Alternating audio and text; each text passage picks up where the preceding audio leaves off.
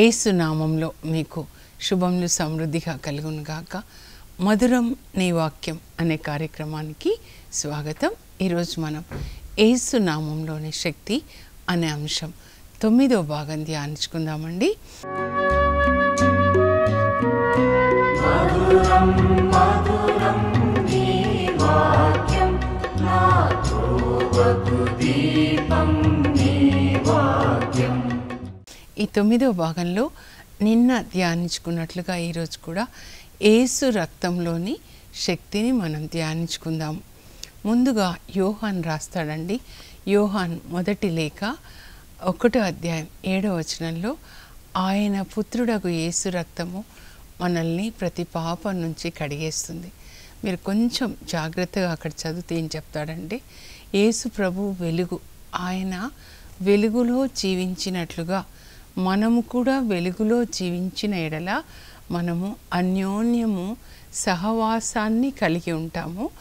అప్పుడు ఆయన పుత్రుడగు యేసు రక్తము మనల్ని ప్రతి పాపం నుంచి కడిగేస్తుంది. అందుకే వాక్యాన్ని ఒంటరిగా కూర్చొని ధ్యానించుకోవాలి. యేసు రక్తం అందరినీ కడిగివేయదండి.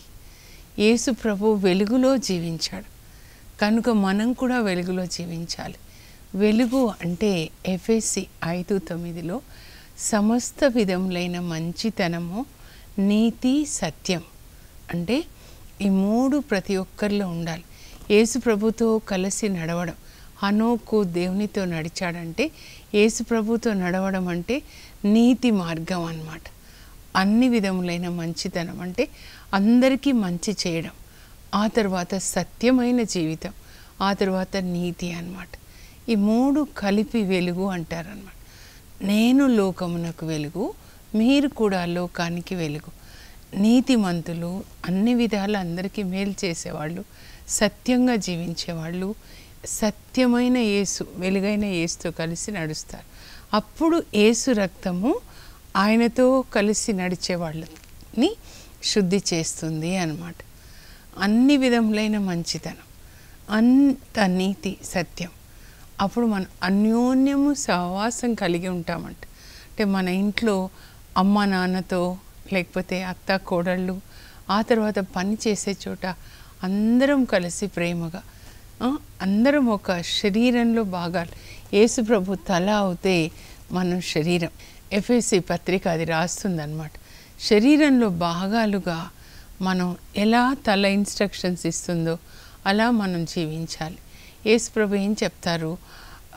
యోహాను సువార్త 13:34లో నేను మీకు ఒక నూతన ఆజ్ఞ ఇస్తున్నాను, నేను మిమ్మల్ని ఎలా ప్రేమించానో మీరు ఒకరినొకరు ప్రేమించుకోనండి. మీరు పరస్పరము ప్రేమ కలిగి ఉన్నచో అందరూ కూడా మీరు నా శిష్యులని లోకం తెలుసుకుంటుంది. అంటే క్రైస్తవుల యొక్క మొదటి గుర్తు ఏంటంటే లోకానికి మనము పరస్పరము ప్రేమ కలిగి ఉండడం అన్నమాట. పేతురు తన మొదటి ప్రసంగంలో తర్వాత కూడా ఇదే బోధించి ఉంటాడనమాట. 3,000 మంది యూదులు యేసు ప్రభుని అంగీకరిస్తారు పెంతెకోస్తు దినాన. అపోస్తల కార్యాలు 2 నుంచి మీరు చదివితే 11లో పేతురు మొదటి ప్రసంగాన్ని విన్న తర్వాత 3,000 మంది యూదులు, అబ్రాహాం సంతతి వాళ్ళు యేసు ప్రభుని అంగీకరించి క్రైస్తవులు అవుతారు. వాళ్ళు ఎలా జీవించారో 2వ అధ్యాయంలో, తర్వాత 4వ అధ్యాయంలో ఉంటుంది. వాళ్ళందరూ ప్రేమగా ఒక కుటుంబంలాగా జీవించారంట.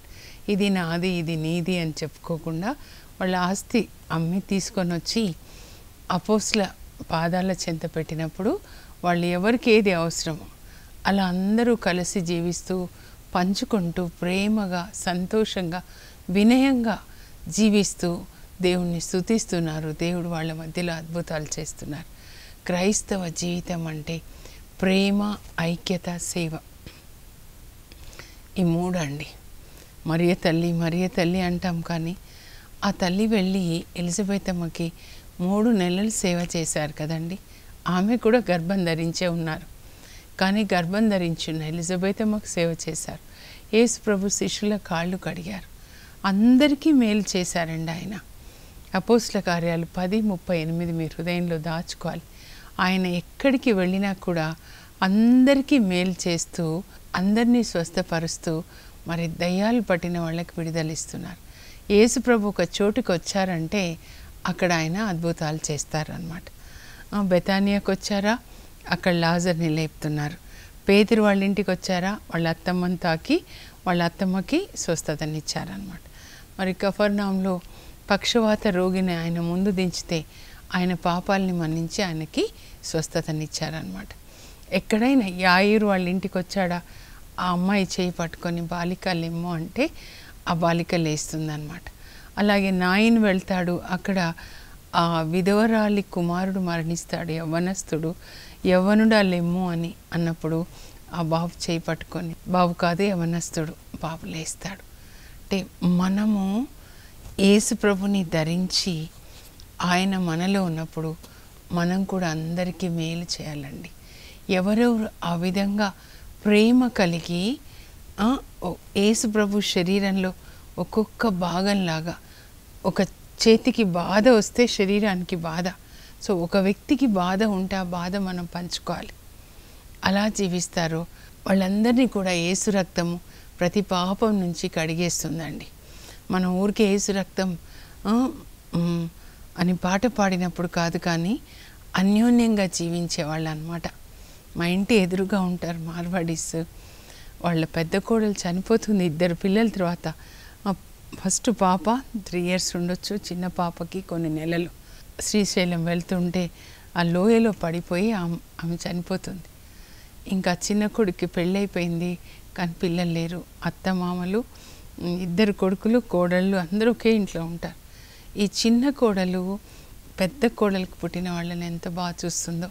అంతేకాదు నాయనమ్మ ప్రొద్దున 7 గంటలకి వాళ్ళకి తయారు చేసి మరి స్నానాలు చేయించి తినిపించి వాళ్ళ డాడీ స్కూల్కి తీసుకొని వెళ్తాడు. డాడీ కూడా ప్యాక్ చేస్తాడు, ఆయనే స్నానాలు చేపిస్తాడు అనుకుంటా కలిసి.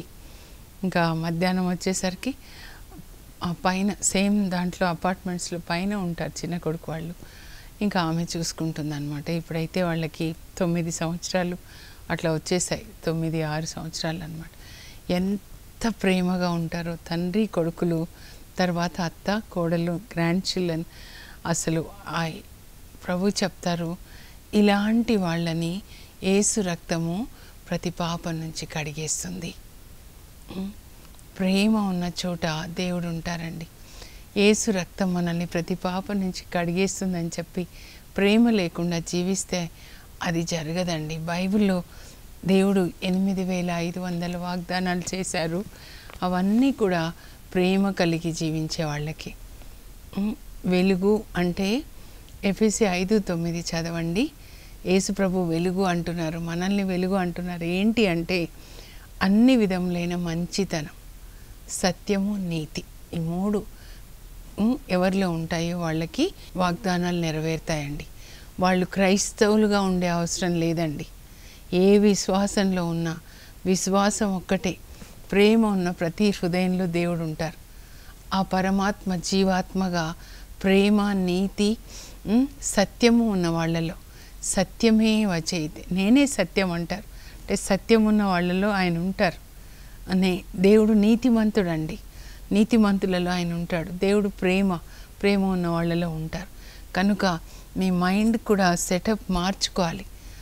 దేవుడు అందరికీ దేవుడే, కానీ అందరిలో ఇలా వెలుగైన ప్రజలు, వెలుగు ప్రజలు అన్నమాట. అన్ని ఆశీర్వాదాలు కూడా వెలుగు ప్రజలకే, చీకటిలో ఉన్న వాళ్ళకి కాదు. చీకటి రాజ్యంలో సైతాను యొక్క అధికారం క్రింద ఉన్న వాళ్ళకి కాదు. వాళ్ళ నుంచి మనము ఆ చీకటి నుంచి వెలుగులోనికి వచ్చేసేయాలి.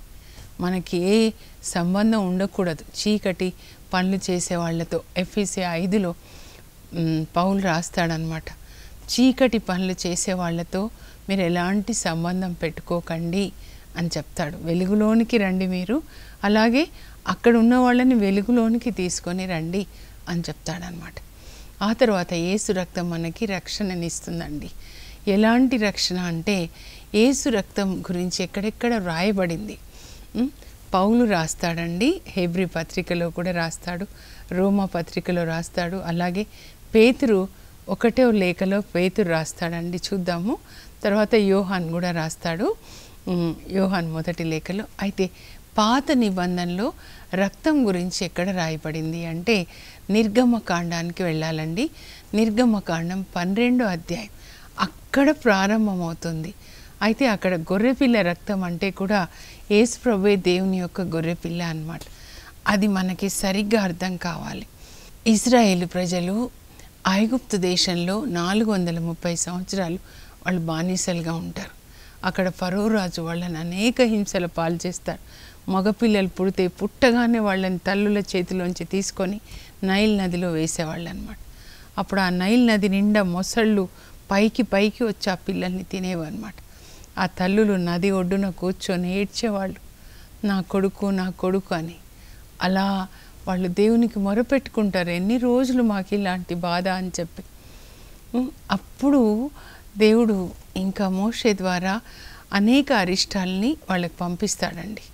ఫరో రాజు చెప్తాడు, నువ్వు ఇది తీసేయి, అప్పుడు నేను పంపిస్తానని. ముందు నీళ్లు రక్తంగా మారుతాయి, ఆ తర్వాత కప్పల్ని పంపిస్తాడు, దోమల్ని పంపిస్తాడు, చీకటి, అవన్నీ కూడా అరిష్టాలని పంపిస్తాడు. పంపించినప్పుడు నువ్వు తీసేయి, నేను పంపిస్తా అంటాడు. తర్వాత మళ్ళీ పంపించాడు. అలా 9 సార్లు మాట తప్పుతాడండి. ఇచ్చిన మాట నిలుపుకోడనమాట. అప్పుడు దేవుడు అంటారు నిర్గమకాండం 12లో, ఎన్నిసార్లు మరి ఫరో పంపిస్తానంటున్నాడు, పంపించట్లే కదా, ఈసారి నేనేం చేస్తానంటే ఆయనే మిమ్మల్ని పిలిచి మీరు వెళ్ళిపోండి అనేలాగా చేస్తాను అని చెప్పి మోషే అహరోన్లను ఇద్దరిని పిలిచి దేవుడు మాట్లాడతాడనమాట. చూడండి అక్కడ ఐగుప్తు దేశంలో ఎలా దేవుడు మాట్లాడుతున్నారు. ఇజ్రాయెల్ ప్రజలకి చెప్పయ్యా, ఈరోజు వాళ్ళకి మొదటి సంవత్సరం వాళ్ళ క్యాలెండర్ ఈరోజు ప్రారంభమవుతుంది. ఇజ్రాయెల్ ప్రజలకి ఈ రోజున నుంచి 10వ రోజు వాళ్ళు ఒక ఏడాది వయసున్న గొర్రెపిల్లని ఎన్నుకోవాలి. ఏ లోపాలు ఉండకూడదు. 14వ రోజు సాయంకాలం దాన్ని వధించి దాని రక్తం, ఆ గొర్రెపిల్ల రక్తం వాళ్ళ ద్వార బంధాలకి, నిలువు కమ్మీలకి, ఆ తర్వాత అడ్డ కమ్మికి పోసి మాంసం ఉంటుంది కదా, ఆ మాంసాన్ని కాల్చుకొని వాళ్ళు చేదు మొక్క కూరలతో దాన్ని భుజించాలి. పొంగని రొట్టెలతో కుటుంబంగా భుజించాలి. ఆ రోజు రాత్రి నేనేం చేస్తా అంటే ఐగుప్తు దేశంలో నేను అలా దాటిపోతాను. పాస్కా అంటే దాటిపోవట అనమాట గ్రీక్ భాషలో. ఏ ఇంటి ద్వారాలకి రక్తం ఉంటుందో గొర్రెపిల్ల రక్తం, ఆ ఇంట్లోకి ప్రవేశించను. కానీ ఏ ఇంటి ద్వారాలకి రక్తం ఉండదో ఆ ఇంట్లోకి ప్రవేశించి ఆ ఇంట్లో తొలిచూలు బిడ్డల్ని, మగపిల్లల్ని చంపేస్తా. ఆ జంతువుల వాటిని కూడా నేను చంపేస్తా అని చెప్తాడు. ఐగుప్తు దేవతల నెల నేను ఆ రాత్రి అంతా కూడా నేను ఐగుప్తు దేశంలో సంచరించి ఆ ఐగుప్తు దేవతల్ని కూడా నేను శిక్షిస్తాను అని యావే చెప్పి మోషేకి అహరోన్కి, మీరు వెళ్ళి ఇజ్రాయెల్ ప్రజలకు చెప్పండి అంటే వాళ్ళు అలాగే చెప్తారు. అప్పుడు వాళ్ళు చెప్తారు, మేము అలాగే చేస్తామని. అలాగే చేస్తారండి. 14వ రోజు రాత్రి వాళ్ళు అలా రక్తాన్ని ద్వారబంధాలకి పూసి మాంసాన్ని కాల్చుకొని తింటారు. అంటే గొర్రెపిల్ల రక్తాన్ని ద్వారబంధాలకి పూస్తారు. ఇప్పుడు ఈ గొర్రెపిల్ల యేసు ప్రభు రక్తాన్ని బయటికి మాత్రమే కాదు, లోపల ఆత్మని కడుక్కోవాలి, మన మనస్సుని కడుక్కోవాలి యేసు రక్తంలో అన్నమాట. అప్పుడు మనకి రక్షణ. ఎప్పుడైతే యేసు రక్తంలో మనం కడగబడతామో కేవలం మన శరీరం మాత్రమే కాదండి, మన ఆలోచనలు, మనస్సు అంటాం కదా, థాట్ సెంటర్, ఇది చాలా ముఖ్యమైనది అన్నమాట. కడుక్కోవాలి. దేవుని వాక్యానికి వ్యతిరేకమైన ఆలోచనలు సైతాను కలుపులు వేస్తుంటాడు. నువ్వు దేనికి పనికిరావు, నేనెవరు ప్రేమించరు, నువ్వు చచ్చిపో, లేకపోతే నీ జీవితం ఇంతే, నువ్వు సరిగ్గా ఉండవు. ఇవన్నీ దేవుడు పెట్టినవి కాదండి. యేసు రక్తము ఇక్కడికి వెళ్ళి మన పాపాన్ని కడిగేస్తుంది, మన హృదయాన్ని కడిగేస్తుంది. పాత నిబంధనలో బాహ్యంగా ద్వారబంధాలకి, అంటే ద్వారబంధాలంటే మనం కళ్ళు, నోరు, చెవులు. కానీ నూతన నిబంధనలో యేసు రక్తము మన అంతరంగాన్ని, మన సాక్షిని శుద్ధి చేస్తుంది అన్నమాట. మనకి రక్షణ. మనం ఎప్పుడైతే యేసు రక్తంలో కడగబడతాం చూడండి, అప్పుడు మన మీద యేసు రక్తపు ముద్ర ఉంటుందండి. ఒక సీఎం, ఇప్పుడు మన కొత్త సీఎం వచ్చారు కదా, ఇంకా ఇప్పుడు ఆయన వెళ్ళే వెహికల్ మీద కానీ అంతటా గవర్నమెంట్ ఆఫ్ తెలంగాణ అని ఉంటుంది కదా, అలాగే యేసు రక్తంలో కడగబడగానే మన మీద ఏ ముద్ర ఉంటుందంటే గవర్నమెంట్ ఆఫ్ హెవెన్ అని ఉంటుందన్నమాట. అంటే ఇంకా అప్పుడు ఎప్పుడైతే ఈ ముద్ర వేయబడుతుందో ఇంకా ఇక్కడ ఈ లోకంలో తిరిగాడే పిశాచులు మనల్ని తాకవన్నమాట. ఎందుకంటే ఈ దేవుని ముద్ర ఉన్న వాళ్ళని తాకితే దేవదూతలు వచ్చి వాళ్ళని చీల్చి చెండాడి ముక్కలు ముక్కలు చేస్తారనమాట. కనుక ఈ ముద్ర ఉన్నప్పుడు దుష్ట శక్తులు మనల్ని తాకవు. కనుక మనకి ముద్ర ఉండాలి. 3 ముద్రలు మనకు ఉండాలండి. ఏంటి అంటే 1 యోహాను 5లో 6వ వచనంలో రాస్తాడు. 3 మనం దేవుని బిడ్డలని సాక్ష్యం ఇస్తాయంట. ఏంటి అంటే ఆయన రక్తం, యేసు రక్తం, ఆయన యొక్క వాక్యం, ఆ తర్వాత పరిశుద్ధ ఆత్మ అన్నమాట. ఈ 3 ముద్రలు మన మీద ఉన్నప్పుడు మనం పరలోక పౌరులం అన్నమాట. కనుక దుష్ట శక్తులు మనల్ని తాకజాలం. ఈ ముద్రలు లేని వాళ్ళని బాధిస్తాయి. మీరు ప్రకటన గ్రంథం, దర్శన గ్రంథం 9వ అధ్యాయంలో అక్కడ మిడతలు పాతాళలోకం నుంచి వస్తాయి. మిడతలు అంటే నిజంగా పిశాచులు అన్నమాట. ఆ నొసటి మీద ముద్రలు లేని వాళ్ళని మాత్రమే అవి బాధించాయంట. ఏంటంటే ఒక రోగం ఇచ్చేసి బాధించాయన్నమాట. సో ఈ ముద్రల్ని మనం కలిగి ఉండాలి. తర్వాత అంటే యేసు రక్తం మనల్ని నీతిమంతులుగా చేస్తుంది అని రోమా 5:9లో పౌలు రాస్తాడండి. ఎట్లా అంటే మీరు తప్పిపోయిన కుమారుడు నిన్న ధ్యానించుకున్నాం కదా. యేసు శిలువ చెంతకి మనం వచ్చినప్పుడు తప్పిపోయిన కుమారుడు తండ్రి దగ్గరికి వచ్చినప్పుడు ఆ తండ్రి మురికి బట్టలు తీయించేస్తాడు. స్నానం చేయించి మంచి బట్టలు వేసి ఉంగరాన్ని పెట్టి పాదరక్షలు తొడిగి పెద్ద విందు చేస్తాడు. అలాగే మనం కూడా యేసు ప్రభు శిలువ చెంతకొచ్చి మన పాపాలని ఒప్పుకున్నప్పుడు ఆయన పరిశుద్ధ ఆత్మ మనం మురికి బట్టలు తీసి మనకి రక్షణ వస్త్రాన్ని ఇస్తాడనమాట. ఉంగరాన్ని అంటే అధికారాన్ని ఇస్తాడు సువార్త బోధించడానికి, దయ్యాల్ని వెళ్ళగొట్టడానికి. పాదరక్షలు కూడా సువార్త బోధించేవి. ఎఫెసీ 6:10-20 వరకు చదివితే ఇది ఉంటుందన్నమాట. నీతిమంతులుగా యేసు రక్తం మనల్ని చేస్తుంది. అప్పుడు మనకి పరలోక తండ్రి వస్త్రాలను ఇస్తాడనమాట. మీరు చూడండి, తప్పిపోయిన కుమారుడు లేదా యోసేపు ఆది గ్రంథంలో ఫరో రాజు ఆయనకి మేలైన వస్త్రాలు అంటే రాజ వస్త్రాలను ఇచ్చాడు. రాజులు వేసుకునే వస్త్రాలను ఆయనకి ఇచ్చాడు. అంటే ఇప్పుడు ఆయనకు అధికారం వచ్చిందనమాట. వస్త్రాలు, ఉంగరము, పాదరక్షలు అన్నమాట. అలా ఇస్తారు. మనం యేసు రక్తంలో కడగబడిన తర్వాత మనల్ని అలా ఉంచారండి, యాజకులుగా వాడుకుంటారు.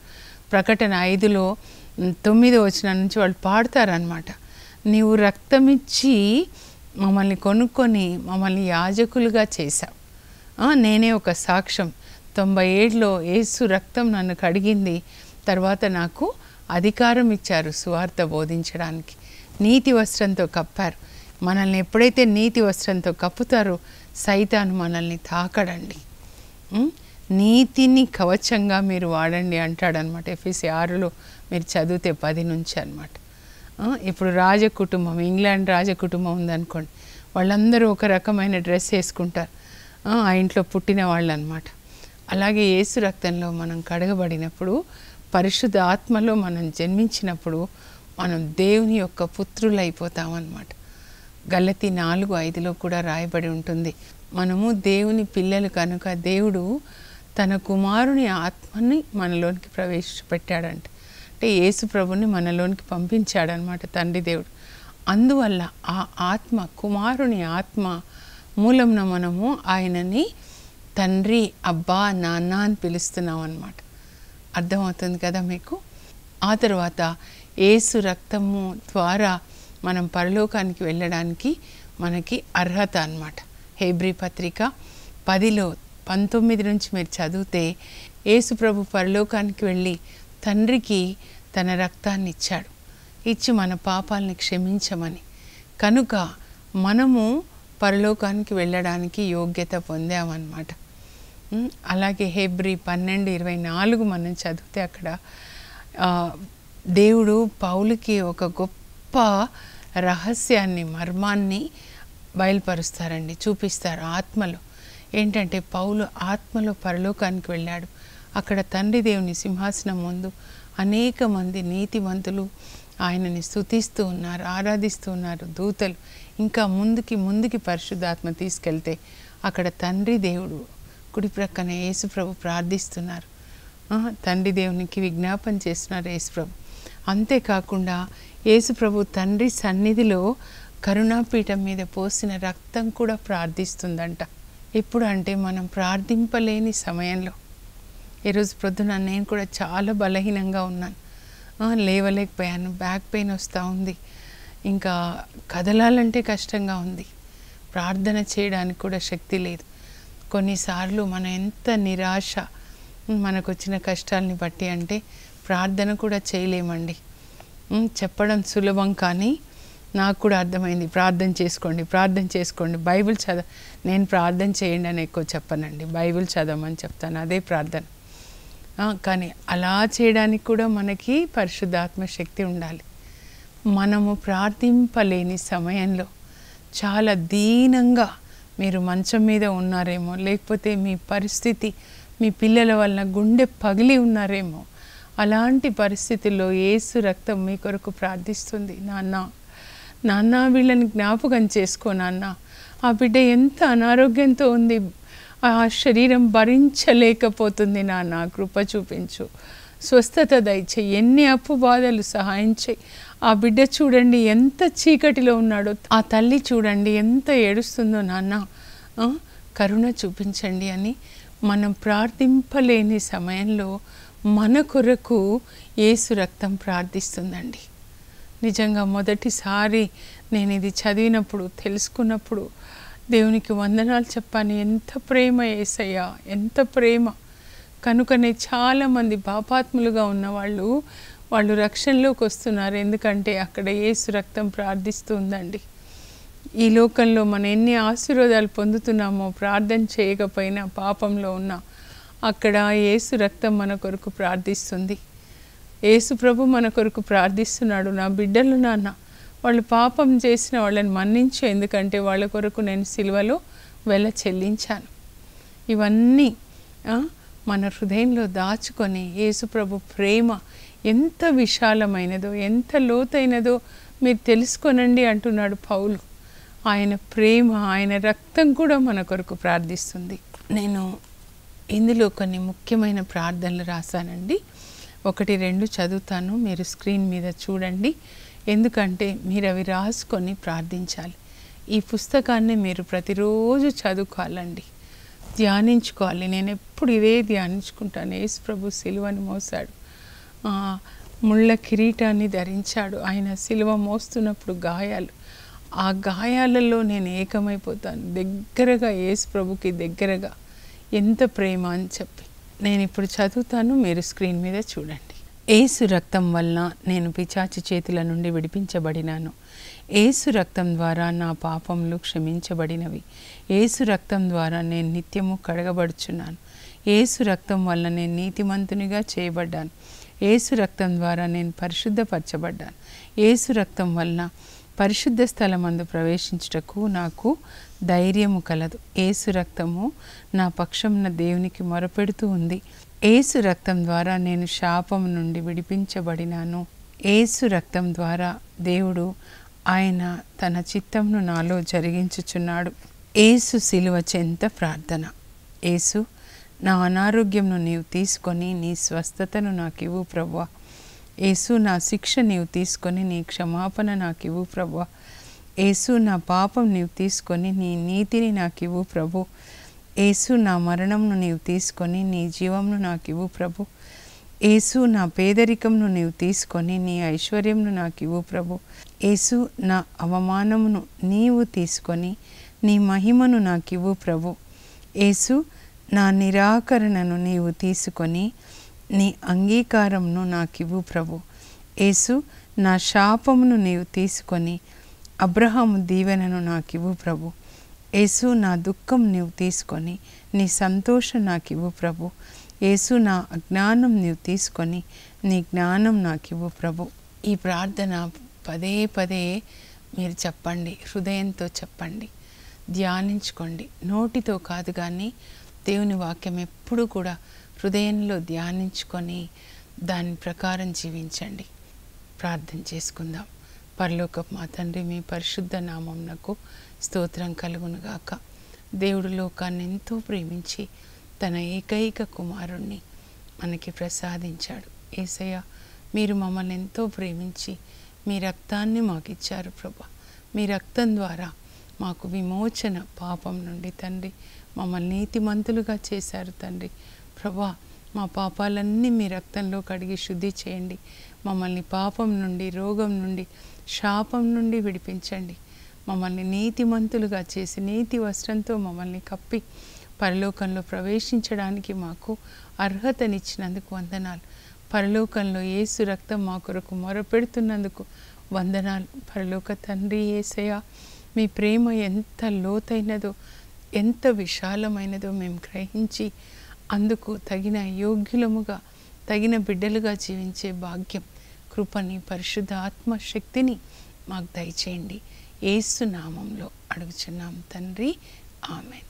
యేసు రక్తం మిమ్మల్ని ప్రతి పాపం నుంచి కడిగివేయను గాక. God bless you. Have a blessed day.